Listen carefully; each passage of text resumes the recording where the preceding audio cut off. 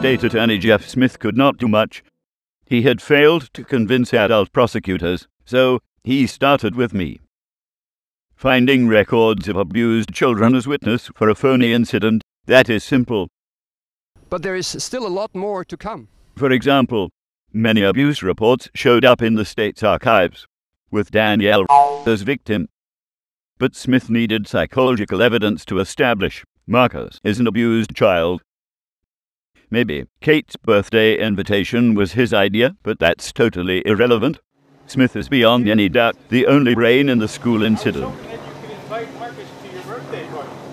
He prosecuted a forged case to produce evidence for emotional and sexual abuse by my parents. Neighbor Gary has no power to go that far.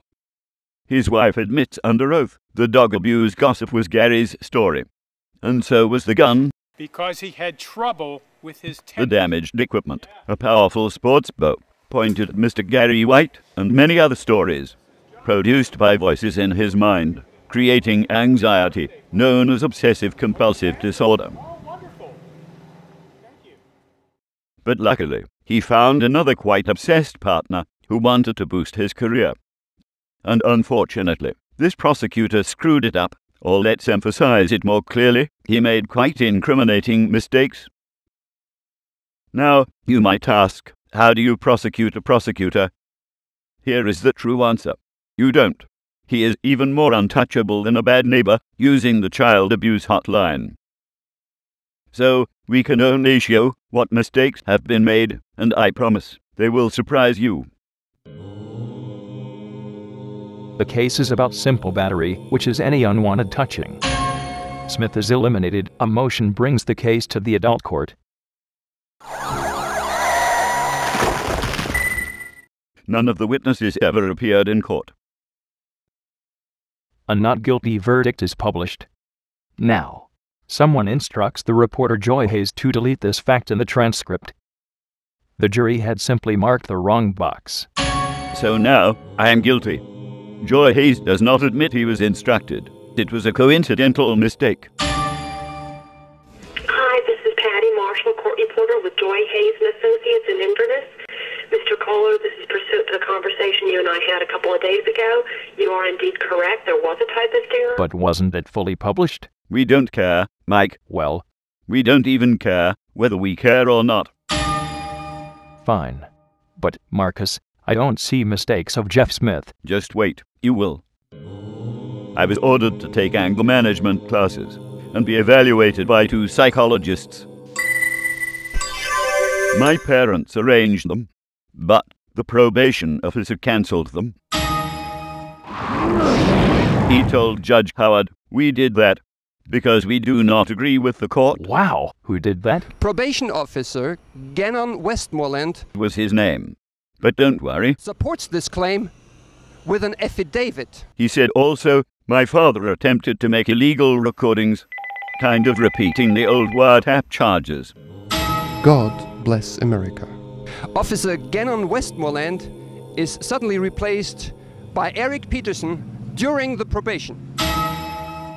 So, what's your point? Well, where did he get the information? It was a sealed record. Only the state attorney had access. Got it? I see. You say Jeff Smith ordered Westmoreland to cancel the probation classes and make this allegation? That's how he planned to accomplish it. But he did more. More? Yes, he personally called our lawyer and the psychiatrist on my evaluation day. He called 2 people on the same day? Yes, to tell them about my father and the wiretap charges. Now, I'm not a lawyer, but tampering with an expert's opinion prior to his evaluation may be illegal. May well be. Just wait. On the same day, and actually minutes after the 2 other phone conversations, Smith placed an anonymous report to the DCF hotline, claiming emotional and sexual abuse. He remarks, No further details. how do you know that? I have it right here. Well, then compare the time on this DCF call report to the time of my evaluation with Dr. Lewis Legham. And now read the other remark. It says, act immediately. I am asking you, tell me, who for God's sake would order DCF to act instantly? knowing that he instructed Legham and that I can't be at home. But why is that important? Because if DCF knocks and there is no response, they file a motion to get access to this child. Judge Yerman grants another interrogation of Marcus based on a false report from Jeff Smith, the local state attorney. Which is done in presence of Jim, a detective, and DCF investigator Paul Zukowski. The child is then evaluated one more time. I'm just curious, please don't get me wrong. What are the results of all those psychiatrists? I'm happy you ask. Parents are overprotective. There is no word of any suspected abuse or neglect. This state attorney, but that's just my opinion, has abused me, abused his power, the legal system, and the abuse hotline, my friend. But he may not pay a dime. Jeff still gets paid as state prosecutor. We spent all savings for university education in lawyer and court fees. My mother died after years of disgusting ignorance. Yep, I finished college as a bright future student, but financial support is now terminated. Another one bites the dust. So I can't even work my way up. 15 years in America, perfectly legal, a college degree, but no citizenship and no working permission. Financial support is terminated. The government discovered there is no more bright future for any of us. If you ask me, this is the worst form of abuse. Not a wizard spreading lies, the ignorance we have discovered. This path, my friends, be sure, will continue.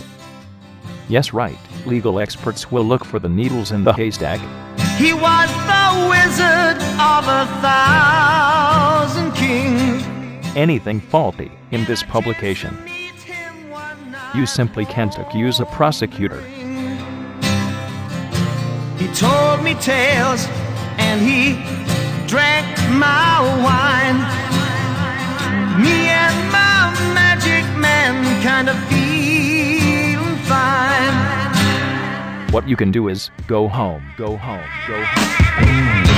He had a cloak of gold and eyes of fire.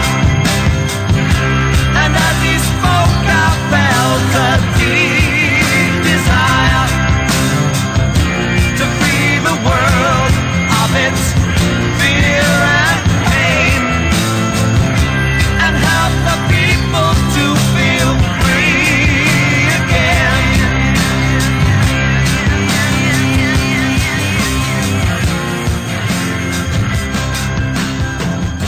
Why don't we listen To wiretap conversations with an affidavit. But Judge Howard denies the motion. What has alcohol to do with all that? Why did you remove that baseball bat you had in your hand? There's no baseball bat. You gotta get straight. So what is it? At least thank you for confirming that you had a weapon. I'll see you on the dark side.